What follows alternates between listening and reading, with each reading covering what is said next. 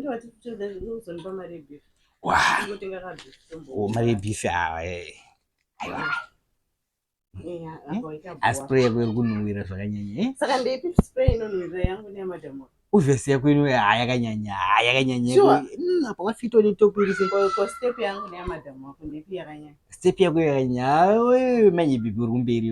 saka chimwanditora ka pane ngoricha zvauri kuita izvo kundiita akasaidi chimwanditora ka kana zvise zviri right ona manje pawako aiwa indozoti wakanaka kudarika mukadzi wangu but pane zvinonetsa pane process inofanira kupindwa manje ndokuona process ipi inenge ichifanira kupindwa handiwo wati zvese zviri pandiri zvakanaka iyo chimbomira sei ugarire nemukadzi wako usingangonditore ini tongogara tefu choona manje nyaya yekutaura manje tofanira kutofadzana seboyfriend girlfriend ngomhanya ngondipawo ndikakuchiita so unongomhanya ngoita chichi ngotadza ngotingogara nini aiwa ipapo manje ona chii vanhu vanozotaura nekunetsa zvozopisa zvakupinda muroyi isu ngatimbotambe tikutamba chimboita sei aiwa chimbomira iyo ndikutoreta mukadzi manje hama dzotanga kuita problem manje zvoti hauzowirani nehama dzangu pozi dzonza kuti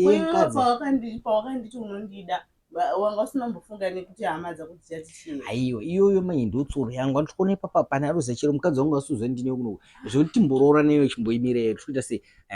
ngatimbotandira ngatimboita tichigeza timbofara tofanira kufara seboyfriend negirlfriend ndoya ndisingadi kutandira padheni namadhamu because madhamu anotanga kuvhunza zvakawanda iwo anofanira kudaro segirlfriend yangu alright rega ndinotenga kabhi